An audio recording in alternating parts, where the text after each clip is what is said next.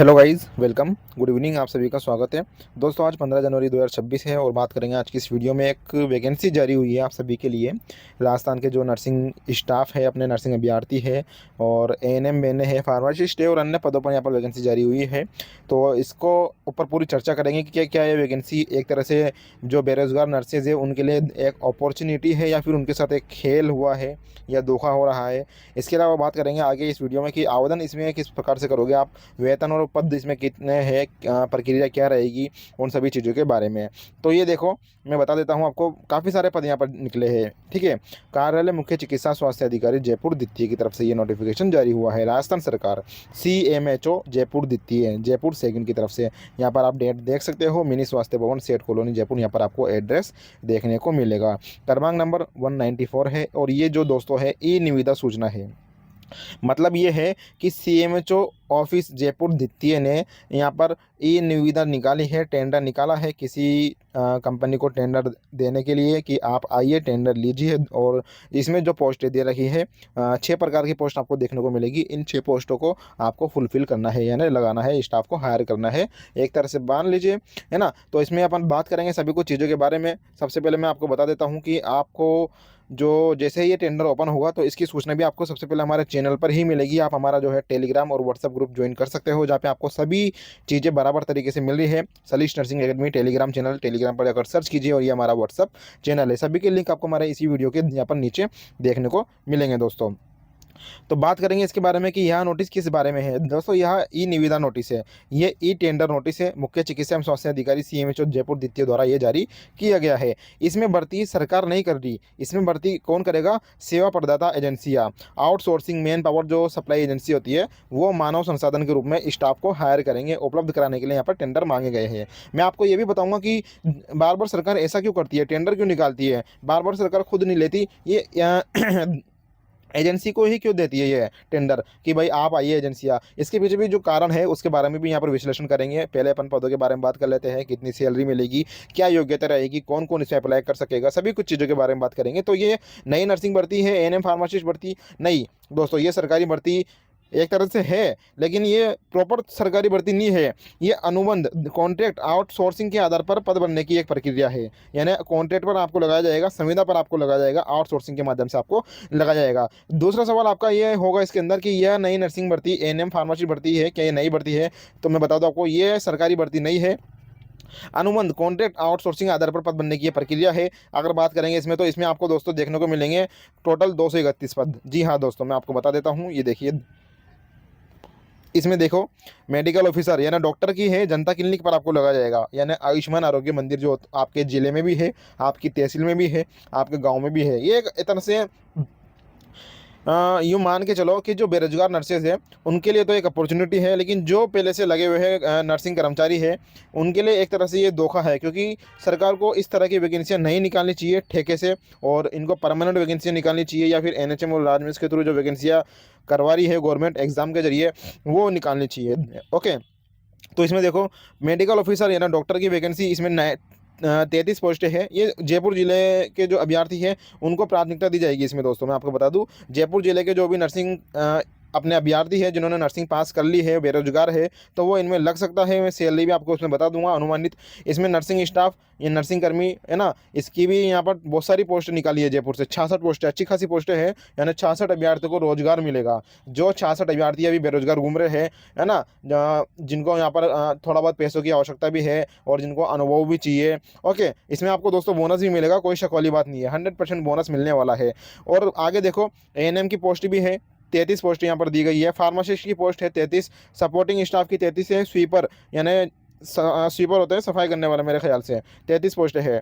और ये जो है ये यहाँ पर इतने रुपए का यहाँ टेंडर हुआ है, 231 टोटल यहाँ पर आपको पोस्टें दे रखी है। और इनमें आपको बता दूँ, जो ठेकेदार यहाँ पर फॉर्म डाउनलोड करने की दिनांक उसके लिए दे रखी है 13 जनवरी, और 2 फरवरी को यहाँ पर आपका जो है टेंडर खुल जाएगा। मतलब ये है कि 2 फरवरी को ठेकेदार को यहाँ पर ठेका मिल जाएगा गवर्नमेंट के द्वारा। तो ये चीज़ें इसमें है। यहाँ पर देखो, मुख्य चिकित्सा स्वास्थ्य अधिकारी जयपुर द्वितीय के यहाँ पर साइन किए हो रखे हैं। चलो इसके बारे में अगर आगे बात कर लेते हैं सभी चीज़ें, इसमें देख लो इसमें क्या लिखा गया है। सीएमएचओ ऑफिस के अधीन जिला स्वास्थ्य समिति जयपुर द्वितीय के अंतर्गत वित्तीय वर्ष 2025-26 में संचालित विभिन्न योजनाओं हेतु विभिन्न प्रकार के मानव संसाधन सेवाएं अनुबंध के आधार पर लिए जाने के लिए पंजीकृत सक्षम सेवा प्रदाता एजेंसियों, संस्थाओं, फर्मों से इस कार्यालय द्वारा निविदा आमंत्रित की जाती है। निविदा से संबंधित अन्य आवश्यक विवरण इस पोर्टल पर आप देख सकते हो दोस्तों, यानी इस साइट पर जाकर आप जो है पूरे विज्ञप्ति यहाँ पर डाउनलोड कर सकते हो। हालांकि ये विज्ञप्ति आपको हमारे टेलीग्राम और व्हाट्सएप पर मिल जाएगा। आप हमारा टेलीग्राम ग्रुप और व्हाट्सएप ग्रुप जरूर ज्वाइन करें। चलो आगे बात कर लेते हैं। आपको मेन चीज़ें बता देता हूँ। इसमें लगने की क्या प्रक्रिया रहेगी। आप सोच रहे होंगे सर बकवास करते हो फालतू, आप तो ये बताओ, मैंने नर्सिंग कर ली है, मैंने एएनएम का डिप्लोमा कर लिया है, मैंने फार्मासिस्ट का कर लिया है कोर्स, अब मैं इसमें कैसे लगूँ, नौकरी कैसे प्राप्त करूँ। तो इसमें लगने के लिए आपको क्या करना पड़ेगा, यह प्रक्रिया 2 चरणों में होगी। एजेंसी का चयन, सबसे पहले जो है सीएमएचओ ऑफिस या फिर मान लीजिए गवर्नमेंट एजेंसी का चयन करेगी। सरकार जो है मैन पावर सप्लाई एजेंसी से टेंडर के माध्यम से अनुबंध करेगी। एजेंसी को काम मिलेगा कि वह तय संख्या में स्टाफ उपलब्ध करवाए। कितनी संख्या में, हालांकि 66 यहाँ पर संख्या दी गई है, लेकिन वो जो है डिपेंड करेगा ज़रूरत के हिसाब से कि जयपुर द्वितीय जो सीएमएचओ ऑफिस है, सीएमएचओ ऑफिस जो जयपुर का द्वितीय सीएमएचओ ऑफिस है, उसके अंडर में कितने हॉस्पिटल्स आते हैं, कितनी उसके अंडर में सीएससी पीएससी आती है, और कितने जो है वहाँ पर उनको मानव संसाधन उपलब्ध करवाने हैं, वो डिपेंड करेगा। 66 नर्सिंग स्टाफ की पोस्ट है, उसमें घट भी सकती है, बढ़ भी सकती है। ओके, अब दूसरा चरण में क्या रहेगा, आपका दोस्तों यहाँ पर चयन किया जाएगा, यानी चयनित जो एजेंसी, यानी जो एजेंसी को चयन करेंगे ये, वो एजेंसी यहाँ पर विज्ञापन निकालेगी, आवेदन लेगी और योग्यता के अनुसार चयन करेगी। ये सभी कुछ डिपेंड करेगा एजेंसी के ऊपर।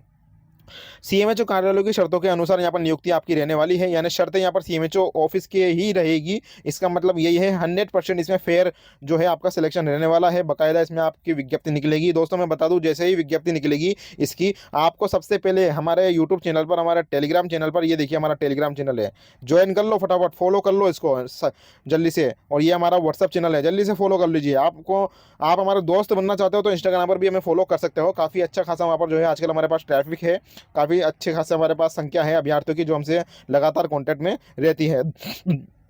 तो आगे देखो, उम्मीदवार सीधा सीएमएचओ में आवेदन नहीं करेगा, बल्कि चयनित जो एजेंसी है, यानी जो एजेंसी को ठेका मिलेगा, जो एजेंसी को यहाँ पर मैन पावर मिलेगा, वो एजेंसी यहाँ पर आवेदन लेगी, करेगी। आगे बात करते हैं इसमें सेवा की शर्तें क्या रहेगी। तो अनुबंध के आधार पर, यानी कॉन्ट्रेक्चुअल संविदा के आधार पर आपकी सेवा रहने वाली है। सामान्यतः 1 वर्ष की आपकी रहेगी, मतलब आप मान लीजिए अगले साल मार्च 2027 तक आपकी यहाँ पर सेवा रहेगी। ओके, और ये आगे बढ़ जाती है, रिन्यू हो जाता है। वेतन क्या मिलेगा, एजेंसी के माध्यम से सरकार के अनुसार तय मानदेय मिलेगा, वो मैं अभी आपको बताऊंगा आगे। सरकारी कर्मचारी आप नहीं माने जाएंगे, आप जो है कॉन्ट्रेक्चुअल कर्मचारी माने जाएंगे। पेंशन और स्थायित्व आपको इसमें नहीं मिलने वाला।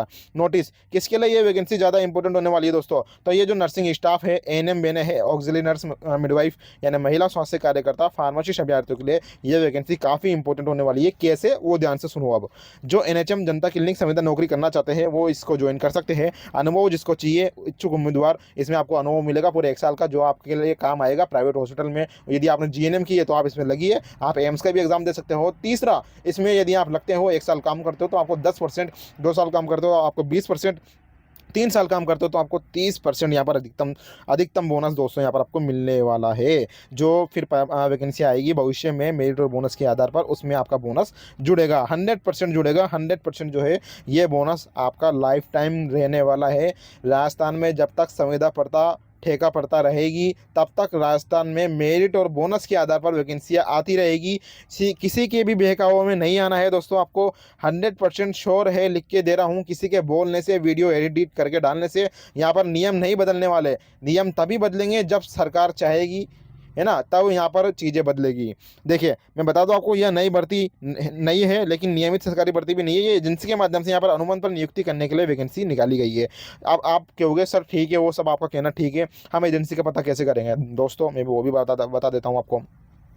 आधिकारिक तरीका यदि देखें तो टेंडर जब खुलेगा यानी 2 तारीख को, तो जिस एजेंसी को काम मिलेगा उसकी जानकारी आपको इन जगहों पर आती है। कहाँ पे आती है, जयपुर द्वितीय कार्यालय, यानी जयपुर सेकंड ने ये टेंडर निकाला है तो जयपुर द्वितीय कार्यालय में आपको जाना है, और वहाँ पर नोटिस बोर्ड पर आपको जो है एजेंसी का नाम मिलेगा या उनके ऑफिस का ऑर्डर, वर्क ऑर्डर के रूप में वहाँ पर आपको मिल जाएगा। तो आप एजेंसी के पास जाना और उनसे आप पूछताछ कर सकते हो कि सर आप वैकेंसी कब निकालोगे, जो आपने टेंडर लिया है सीएमएचओ द्वितीय के अंडर जो टेंडर निकला था वो। राजस्थान ई प्रोक्योरमेंट पोर्टल पर चले जाना, टेंडर स्टेटस में आप देख सकते हो, अवार्डेड एक्सेप्टेड बिड में यहाँ पर लिखा हुआ आ जाता है कि किस एजेंसी को यहाँ पर टेंडर मिला है। ओके, एनएचएम सीएमएचओ द्वारा यहाँ पर सूचना जारी की जाती है। कभी कभी प्रेस नोट या सर्कुलर जारी होता है उसके माध्यम से। ये प्रेस नोट सर्कुलर कहाँ मिलेगा? मैंने बोला आपसे, आप हमारा टेलीग्राम और व्हाट्सएप ग्रुप ज्वाइन करो, बहुत फ्री है, सभी ज्वाइन करो। लिंक आपको हमारे इसी वीडियो के नीचे मिल जाएंगे, टेलीग्राम के, व्हाट्सएप के, इंस्टाग्राम के, ट्विटर के, सभी के ज्वाइन कर लो ना यार फटाफट। यदि आपको राजस्थान में नौकरी चाहिए तो नौकरी की इन्फॉर्मेशन और अन्य चीज़ें सभी जानकारी हम प्रोवाइड करवाते रहते हैं आपको, ठीक है। तो ये अब यार देखो दोस्तों, यहाँ पर टेंडर नहीं बनना, टेंडर सिर्फ एजेंसी भरेगी, एजेंसी का नाम नोट करना होता है यहाँ पे, ठीक है। ये चीज़ें हैं। अब देखो आवेदन कब और कहाँ करेंगे, तो दोस्तों टेंडर खुलने की तारीख कितनी दे रखी है? 2 फरवरी। तो उसके 10 दिन 20 दिन बाद आमतौर पर एजेंसी द्वारा विज्ञापन जारी कर दिया जाएगा। यानी 2 फरवरी यहाँ पर टेंडर खुलने की तारीख है ना, तो मेरे ख्याल से 12 फरवरी या फिर 22 फरवरी तक यहाँ पर आपके लिए विज्ञप्ति आ जाएगी। यानी एक नई वैकेंसी आ रही है संविदा पर, निविदा पर। अनुमानित समय फरवरी मार्च में आपका यहाँ पर वैकेंसी आ सकती है। कहाँ आवेदन करना पड़ेगा? चयनित एजेंसी के पास, ना कि सीएमएचओ के पास आपको जो है आवेदन करना है। आवेदन का तरीका ऑनलाइन भी हो सकता है, यानी आपको एक गूगल फॉर्म मिल सकता है, उस गूगल फॉर्म का आपको भरना पड़ेगा। वेबसाइट पे भी आप भर सकते हो, या फिर ऑफलाइन एजेंसी ऑफिस में जाकर आप यहाँ पर ऑफलाइन आवेदन कर सकते हो। आवेदन में सामान्यतः क्या क्या डॉक्यूमेंट्स लगेंगे दोस्तों? आपकी 10-12 की मार्कशीट, शैक्षणिक प्रमाण पत्र, नर्सिंग का काउंसलिंग का आपका रजिस्ट्रेशन सर्टिफिकेट होना चाहिए, वो भी एक्टिव रिन्यू।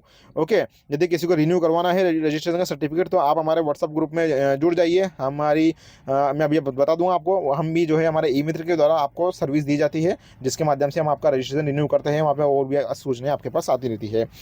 अनुभव प्रमाण पत्र, यदि किसी प्राइवेट हॉस्पिटल में आपने काम किया हो, आधार कार्ड, फोटो और बैंक की डिटेल आपको यहाँ पर अन्य जो नॉर्मल चीज़ें होती है वो आपको प्रोवाइड करवानी पड़ेगी। एजेंसी को देना पड़ेगा आपको डॉक्यूमेंट्स, या फिर गूगल फॉर्म में अपलोड करना पड़ेगा। तो इसमें जो है आप सिलेक्शन ले सकते हो। अब बाद में आप पूछोगे सर सिलेक्शन कैसे होगा, तो एग्जाम होगा तो आपको एग्जाम देना पड़ेगा, इंटरव्यू होगा तो आपको इंटरव्यू देना पड़ेगा, वो डिपेंड करेगा एजेंसी के ऊपर। आगे देखो, यह पद जनता क्लिनिक एनएचएम मॉडल के है। इसके लिए अनुमानित मानदेय इस प्रकार रहेगा, मैं आपको बता देता हूँ। सैलरी आपको कितनी मिलने वाली है? अनुमानित सैलरी है। मेडिकल ऑफिसर को 40,000 से 60,000, स्टाफ नर्स को यहाँ पर 15,000 से 20,000 रुपये सैलरी, एएनएम को 12,000 से 16,000, फार्मासिस्ट को 15,000 से 20,000, सपोर्टिंग स्टाफ को 10,000 से 13,000 रुपये मिलेगी, और स्वीपर को 8,000 से 10,000 सैलरी यहाँ पर मिलने वाली है। वेतन एजेंसी के माध्यम से आपको वेतन मिलने वाला है। पीएफ और एसआईसी यहाँ पर कटेगा आपका 100%। इसका मतलब आपको बोनस मिलेगा। परमानेंट भर्तियों में आपको इस अनुभव का 100% फायदा मिलने वाला है। समय पर भुगतान एजेंसी पर निर्भर करेगा ये, ठीक है। सबसे जरूरी बात, आपको यदि कोई व्यक्ति बोले कि पैसे दो, लगवा दो, सीएमएचओ से पक्की सेटिंग है, तो भैया ये फर्जी होता है, इनसे बचकर रहना है। इस तरह की बातों में आपको नहीं उलझना है, क्योंकि काफ़ी सारे चीज़ें होती है। तो ऐसा कुछ नहीं है, आपको गूगल फॉर्म के माध्यम से यहाँ पर फॉर्म भरना है, सिंपल तरीके से आवेदन करना है। ओके, जेन्युइन वैकेंसी है। यह भर्ती काम और अनुभव के लिए अच्छी है दोस्तों। नियमित सरकारी नौकरी का विकल्प नहीं है, लेकिन भविष्य की भर्तियों में सपोर्टिंग रोल निभा सकती है। 100% आपको यहाँ पर इस वैकेंसी में, इसमें काम करते हो तो आपको फायदा मिलेगा। हालांकि ये शिकायत हमको इससे ये भी है कि सरकार को इस तरह की वैकेंसी नहीं निकालनी चाहिए। सरकार को मेरिट और बोनस के आधार पर परमानेंट वैकेंसी निकालनी चाहिए, ताकि जो पहले से कर्मचारी लगे हुए हैं, अभी राजस्थान में काफ़ी संख्या में कर्मचारी है, नर्सिंग, पैरामेडिकल, फार्मासिस्ट के, मेरे ख्याल से यदि चारों कैडर को मिला के देखें तो 30 से 40 हज़ार तक यहाँ पर संख्या जाएगी, है ना। इतने संविदा कर्मी यहाँ पर अभी है, तो उनके लिए परमानेंट वैकेंसी निकालनी चाहिए मेरिट और बोनस के आधार पर, क्योंकि उनके पास कार्य करने का अनुभव है, उनके पास शैक्षणिक योग्यता है, उनके पास सेवा दी है उन्होंने इतने सालों तक, उनके पास तकनीकी योग्यता है, नर्सिंग के कोर्स, फार्मासिस्ट के कोर्स, एएनएम, पैरामेडिकल के कोर्स करके आए हैं। तो उनके लिए यहाँ पर मेरिट बोनस के आधार पर वैकेंसी का विज्ञापन जल्द से जल्द निकालनी चाहिए, जैसे कि अभी मांग चल रही है राजस्थान में। तो आगे देखो दोस्तों, मैं आपको बता दूं एक और जानकारी कि ई निविदा का टेंडर क्या होती है। तो इसको जानने से पहले मैं आपको कुछ और इंपॉर्टेंट जानकारी देना चाहूँगा। ये 231 पदों पर वैकेंसी है, कॉन्ट्रैक्ट पर वैकेंसी है, और ये जो नोटिस जारी किया गया है जयपुर सीएमएचओ द्वितीय के द्वारा जारी किया गया है, जो जनता क्लिनिक के लिए स्टाफ लेने हेतु ई टेंडर सूचना है। मैं आपको बता दूँ ये कोई विज्ञापन नहीं है, ये अभी फिलहाल जो मैं आपको वीडियो के माध्यम से समझा रहा हूँ चीज़ें, ये ई टेंडर सूचना के बारे में समझा रहा हूँ। अभी ई टेंडर सूचना है, ये ई टेंडर सूचना कितने तारीख को खुल जाएगा? 2 फरवरी 2026, यानी अगले महीने 2 तारीख को। तो मैं आपको बता दूंगा भाई, ठीक है, कौन सी एजेंसी को ठेका मिला। मतलब सरकार सीधे भर्ती नहीं कर रही, वो एजेंसी को उन्होंने काम दिया है। ओके, यहाँ पदों की संख्या मैंने आपको बता दी, ये भी मैंने आपको बता दिया है। ओके, ये भी मैंने आपको बता दिया है। चलो ठीक है, चलो अब अपन एन की तरफ चलते हैं। और दोस्तों, जो भी नर्सिंग अभ्यर्थी है जो ये वीडियो देख रहा हो, या अपने अपने नर्सिंग ग्रुप में शेयर कर देना इस वीडियो को भैया, ताकि किसी का तो फ़ायदा हो यार, कोई तो लगे, है ना। बहुत सारे बेरोजगार है बेचारे, प्राइवेट हॉस्पिटल में काम कर रहे हैं, तो कम से कम कोई लगेगा तो अच्छी बात है। मैं आपको बता दूं, आप सोच रहे होंगे सर ये जो ई निविदा निकली है ये क्या है, टेंडर क्या है, क्या कुछ है ये, तो मैं आपको बता देता हूं। ई निविदा का मतलब होता है सरकार द्वारा ऑनलाइन टेंडर निकालना, जिसमें किसी काम सेवा के लिए कंपनियों या एजेंसियों से प्रस्ताव भीड़ मांगे जाते हैं। ध्यान रहे, ई निविदा कोई भर्ती विज्ञापन नहीं है। ई निविदा एजेंसी चुनने की प्रक्रिया है। एजेंसी चुनी जाएगी, फिर एजेंसी यहाँ पर भर्ती विज्ञापन निकालेगी। ये चीज़ें हैं। स्टाफ देने वाली एजेंसी चुनने के लिए ई निविदा निकाली गई है। ई निविदा किसने निकाली है? सीएमएचओ द्वितीय ने निकाली है। और ना सीएमएचओ को अधिकार होता है कि जनता क्लिनिक, एनएचएम और स्वास्थ्य योजनाओं के लिए संविदा स्टाफ की व्यवस्था करे। क्योंकि आपको पता है राजस्थान में काफ़ी जो है यहाँ पर मेडिकल लाइन में स्टाफ कम रहते हैं। अब ये तो यार आपका सवाल हो या कुछ मन में हो तो आप सीधा सरकार से सवाल करो आप, है ना, कि आप ये बार बार इस तरह से क्यों करते हो। हालांकि पावर रहती है सीएमएचओ के पास में कि वो टेंडर दे सकता है और मैन पावर को पूरा करने के लिए वो स्टाफ को हायर कर सकता है टेम्प्रेरी रूप में भी, यूटीबी के आधार पर या फिर आरएमआरएस राजस्थान मेडिकल रिलीफ सोसाइटी के माध्यम से या फिर इस तरह से। ओके, अब देखो सरकार सीधे भर्ती क्यों नहीं करती? क्योंकि पद नियमित नहीं है।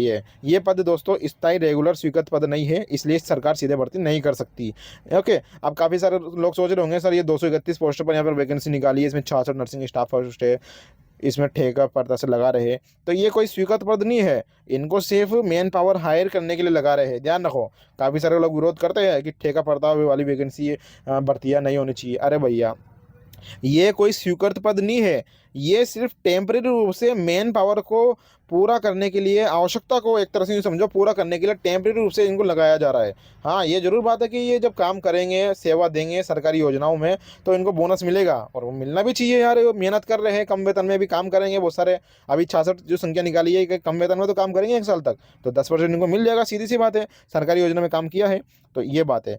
आगे देखो, जल्दी स्टाफ चाहिए, जनता क्लिनिक चलाने हैं, नियमित भर्ती में समय लगता है, इसलिए जो है ये वैकेंसी निकाली है। इसलिए आउटसोर्सिंग एजेंसी से यहाँ पर स्टाफ लिया जाता है। उम्मीद है आपको चीज़ें समझ में आ रही होगी। फिर भी आपका कोई सवाल हो तो कमेंट जरूर करिए यार, मैं कोशिश करूँगा कि हर एक कमेंट का रिप्लाई करूँ, है ना। और ज़्यादा से ज़्यादा वीडियो को शेयर करो ताकि सभी के विचार अपने पास आएंगे, तो एक तरह से अपना माइंड सेट भी खुलेगा यहाँ पर।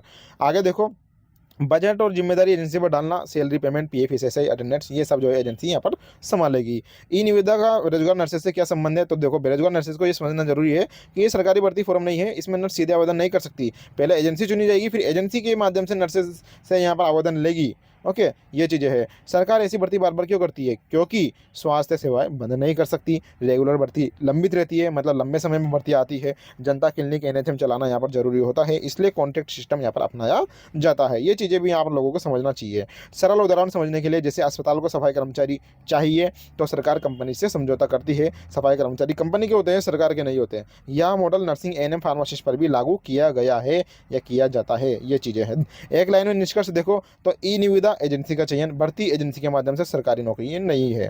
तो ये चीज़ें थी। धन्यवाद। अभी के लिए इतना ही। कोई विचार हो तो आप जरूर कमेंट करना। और ये हमारा चैनल है, यदि आप पहली बार हो और ये जो ब्लैक कलर का बटन दिखाई दे रहा होगा आपको, सब्सक्राइब का दबा देना, इसको वाइट कर देना भैया, यानी चैनल को सब्सक्राइब कर लेना, हमसे जुड़ जाना। सलीश नर्सिंग एकेडमी राजस्थान का नंबर 1 नर्सिंग चैनल। धन्यवाद दोस्तों, टेक केयर।